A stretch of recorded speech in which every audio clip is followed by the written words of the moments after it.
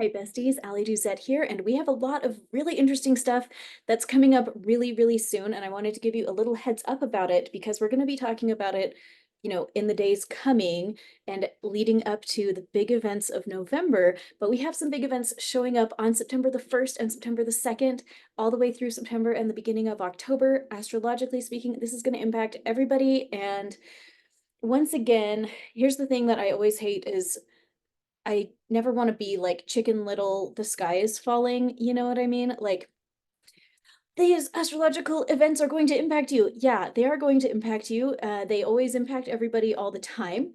Basically, think of me as like your local meteorologist, the weather guy, okay? Like every day you're going to be impacted by the weather. Do we need to lose our minds? No, but is it good to be aware of what's going on? Yes. And I have a little mini challenge for us to do just for the week between now and the beginning of September. So I will introduce that, but first I want to give you a little preview of what is coming up in the weeks to come and the stuff that we have to talk about. Number one, on September the 1st, Pluto enters Capricorn again for the final time before it goes into Aquarius and stays in Aquarius for like 20 years. Okay, this is a big deal. The last time Pluto made a final exit of a sign and went into the next sign, that was 2008. That was fall of 2008. And I've had my eyes out wondering, are we going to see some really big economic disruption as Pluto is doing this dance on the edge of Capricorn? Capricorn deals with the housing market and it deals with the economy. It deals with jobs, um, financial stability of everybody. Uh, Having Pluto, the planet of death and transformation, dancing along that edge of Capricorn, to me, I've just thought, okay, something's coming, something's coming. And it hasn't come the way I thought it would come yet. But we have this tiny transit that starts on September the 1st, and Pluto moves back into Aquarius for the final time on November 19th.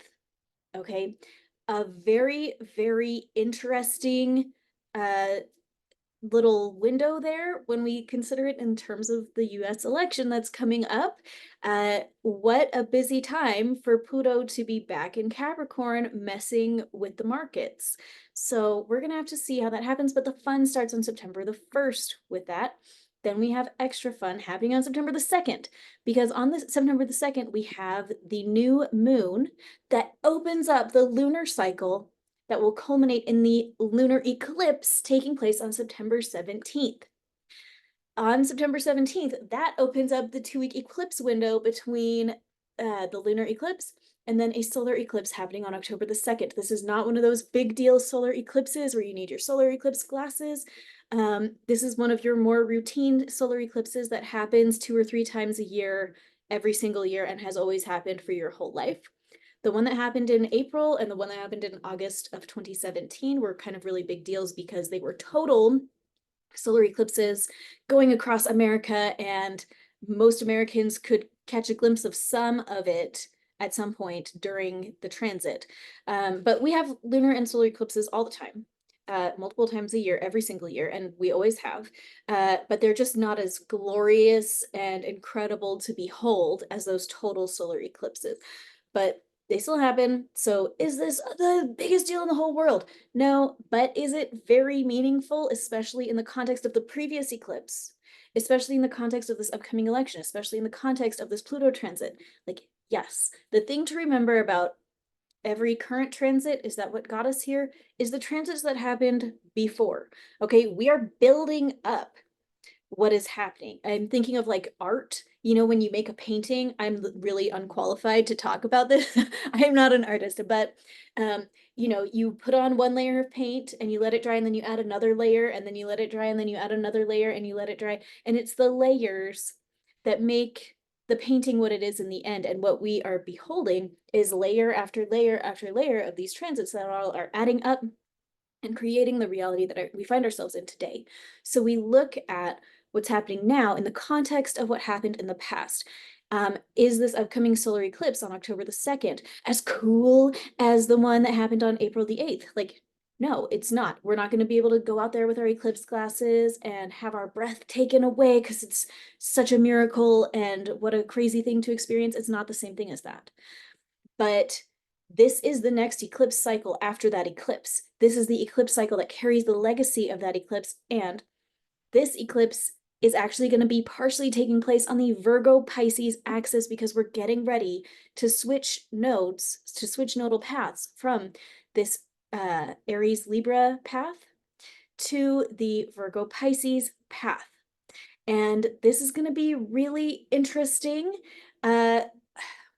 It's not coming up immediately though, so we have some time to prepare for it, but this upcoming eclipse cycle is going to trigger that axis for all of us, and so we're going to have to talk about it. And we are going to talk about it in the days to come, so if you're interested and you just stumbled across my channel, hit like and subscribe because we're going to be digging into this over the weeks to come. But today I wanted to invite us to work on some of our internal issues, because the point to me of keeping track of all these transits and understanding what's happening in the world at large, the reason why that is important is because you are important. You navigating this stuff is important, and you doing it as healthfully as possible, doing it from as healthy a place as possible that's the big thing that I care about. I care about all of us being in a healthy space, because no matter what happens to the world at large, you are never going to regret getting your emotions and your body in a better space. You're never going to regret that. So we work together every day to try and get our emotions in a healthier space, try and get our bodies in a healthier space. And that is what it's all about. So yesterday we wrapped up our 30-day challenge, the Taking Out the Trash challenge, which was awesome. And during that challenge, we wrote in just a spiral notebook, the front, back, and front of 2 pages of spiral notebook, just anything. We were just dumping out our subconscious mind, taking out the trash of our mind. And a lot of people saw some really big miracles and a lot of huge shifts. I saw a ton of huge shifts, and I was not perfect at doing it every day. I really was not. But doing it to the extent that I did led to so many ahas and so many big movements. I mean, there was one day partway through the challenge that I thought, what if I just did something spontaneous today? What if I just left and went 4 hours south of me to St. George, Utah, and like saw a show at the fancy Tuacahn amphitheater there? And I called my Nana and she said, you should leave right now, get in your car and go. And it was 4 o'clock, and we got there at 8:30 and like managed to walk in, me and my little daughter, and we saw our show on total no notice for anyone, and it was fabulous. Which has never, I haven't done stuff like that, so anyway, hopefully a lot of you have seen really big miracles from the past challenge, and today I just had a mini challenge before we build up to all the stuff we're going to be doing in September, working with these eclipses. If you've followed my channel for a while, you know that during eclipse season is busy around here, and I do my best to make sure that we're all spiritually prepared to get the most that we can out of these energies that we're all going to be exposed to during this eclipse. So this week, I was going to invite us all to do a scribbling challenge. And I'll explain scribbling really quickly. I wrote a book about this. It's called The Scribbling Solution on Amazon. And I have another video that's done pretty well here on YouTube, but that you can search like Allie Doucette Scribbling and it will explain it. But the gist is you take the emotion that you want to clear, and I often will write it at the top of the piece of paper. So I don't know, I can't even think of an example right now, but whatever you're trying to clear, you write it at the top. You imagine the energy of it, like all through your body. You imagine it kind of coalescing and then going through your arm and into your hand, into your writing utensil, crayon, pen, pencil, whatever. You can use your finger and just scribble, like go like this, literally. You can just do that. Like people do use apps on their phone, like a coloring app, and they just do it on their phone. But you just let your hand go to town and move the way that the feelings feel like they want to move. And you just do that until it feels done. And when it feels done, it's going to naturally create this kind of like oval shape. And when you try to do a different kind of shape, it's going to naturally go right back to that oval shape. And if you try to do something else, it will naturally go back. And that's how you know that you're done. Side notes, a lot of people do ridiculous stuff with this. And they'll say, I'm going to process all my childhood abuse. And they had like a horrific childhood and they'll write childhood abuse on the top. Don't do that. You're going to pick one event from your life. The time I humiliated myself at the pool party. That is an appropriate level of something to work on. If you had a lot of childhood abuse, you don't work on all your abuse. You say, the time I was belted for not eating my dinner. Okay, the time when I was 7. Like, you narrow it down to one event. One event. If you have big stuff, you do one at a time. One thing that I do also, if you have a really big thing, is I will gather all of the energy of it together in my mind. Then you take, I just call it Thor's hammer, just like a big hammer, and smash it up into dust. And when the energy is just dust, and you can imagine just like picking it up and it's like little dust. Then what you do is you kind of cut it into little pieces of 15-minute increments. And then you can say, my childhood abuse, you would label at the top, my childhood abuse in 15-minute increments. And then you just set a timer for 15 minutes. At the end of your 15 minutes, you will force this kind of circle to clear off and like seal up that energy from that. And then you leave it alone and do 15 minutes tomorrow. And might it take you 10 years? Yeah. Is it worth it? Totally is. If you try this exercise, you will see for yourself that it shifts energy so fast. It is so fast. You don't have to remember key details. You don't have to think about what happened. All you have to do is force those feelings through your arm and just, and I said force, but it doesn't really have to be that forceful. You just like invite it, imagine it, scribble it out, get to that O. If you can't get there, if you just make it happen, I feel okay about that, just to like wrap up a session if you have to like get on with your life and stop scribbling. But I love to scribble while I'm just watching TV. Like if I just want to watch an episode of something and I don't want to waste my time and feel guilty about it, then I'll just pull out a piece of paper and I'll scribble while I watch. And so this week, while we have this 1 week period before September the 1st, I wanted to invite us all to just do that and scribble every day on something. And that's going to be different for all of us. So ask yourself what it is that you need to scribble on, and I'm going to invite you to do that. And we did 3 pages of writing every day over the past month. I'm going to invite us to do 3 pages of scribbling, front, back, front of 2 pieces of paper, front, back, front, and just scribble out whatever we got. You don't have to use all 3 pieces of paper, but scribble for 15 minutes a day if you can. And that will be really powerful. Pick something that is good for you. And I'm going to make this invitation, which I don't normally do. If you've been around here for a while, you know that this is unusual, but we're going to go for it. If you're new around here, only scribble for yourself. That's it. Okay. If you've been around me for a few years and you know how I really feel about working on other people, I really don't suggest it most of the time. I think that it's really inappropriate and codependent to try and fix other people. We need to scribble on ourselves. We need to work on ourselves, But for this exact 1 week, I had repeatedly had the feeling that I needed to give express permission for us, if it feels appropriate, if you ask God, like, God, should I do this? And you get a yes, you have my permission as well. Not that you need it, but I have given permission to scribble on behalf of someone else's energy field. This is not going to be accessing their energy. We are not going to do that. We are going to be working on what is called the ambient energy, which is the energy that is not theirs, that is like in the space around them that does not belong to them. Okay. If you do not need to do this, of course, if you were to scribble on my ambient energy, it would not be messing with my energy. It would be messing with the energy directly outside of me that is still impacting me. Okay, does this make sense? So the reason I've just felt repeatedly like I need to say, okay, guys, we can do this for 1 week. This is not something I recommend for every single day or for your whole life. I think it's really codependent and unhealthy. But for 1 week, I permit it from now until September. I am okay with it. But what we're going to do, if you feel like it is appropriate for you to be scribbling on behalf of somebody else, you're going to pick your person. Maybe it's your son, maybe it is your spouse, maybe it is your whatever, and you're not going to access their energy, and you're not going into it like, wow, that person's really broken. Wow, they really need my help.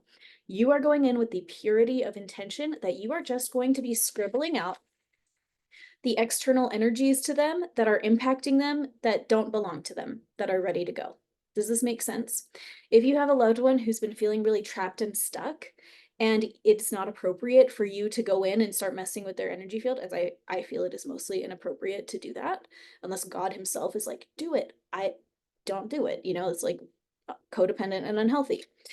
But what I think would be appropriate is to for 1 week, scribble on the ambient energy outside of that person. Okay. And what you're going to write at the top of the paper is going to be ambient energy around whoever, and you know who it is. You don't have to write their name on top or something. Gather that energy up, smash it into little bits, and scribble it out for the 15 minutes. Okay. Seal it up with the little circle at the end. 1 week. And we're going to see what happens. Don't make me regret it, guys.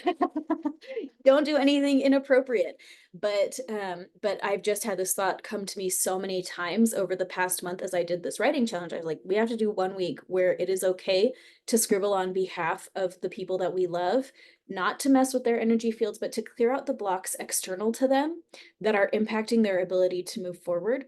I don't love doing that kind of thing, generally speaking, because I feel like people need to learn their own life lessons. And when we butt in and be like rescuers, it just is a yucky vibe and it's not healthy, Um,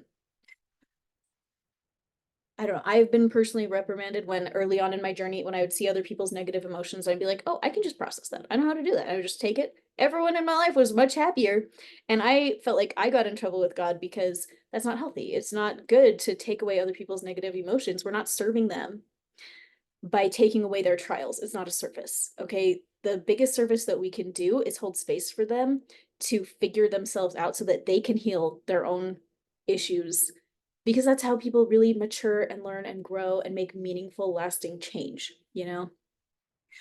At the same time, occasionally it is appropriate for another person to offer some help.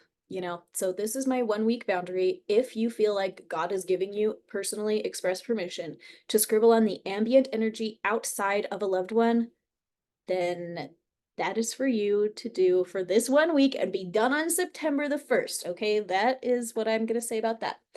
So what do you need? Paper or a scribbling app on your phone, a coloring app, some kind of writing utensil. I really like crayons. I just like take my kids like broken crayons and just scribble them to nothing, and then that's that. You can throw away the paper afterwards. You can burn it, you can rip it up, you can keep it forever if you want to. But the thing is, it's not that important. You can just do whatever you want with it. But I hope that you will feel a big difference as you scribble either for yourself or that ambient energy this week. If you are having an extra difficult time right now, I'm going to invite you to scribble on the energy of your life path.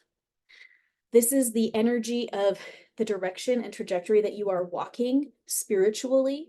And if you are feeling like every single day you are trudging through mud, you can't hardly lift your feet, it's like you're drowning in quicksand, scribble on that energy, scribble on the energy of your life path, okay? This is a great opportunity for you to use your own intuition to figure out what kind of thing you should be doing to utilize this energy this week. But we've got 1 week to do some really great scribbling, and we're going to be talking about all these crazy trends that's coming up. In the meantime, get to work, go scribble something, and thanks for being here. I will see you tomorrow. We've got a lot to do.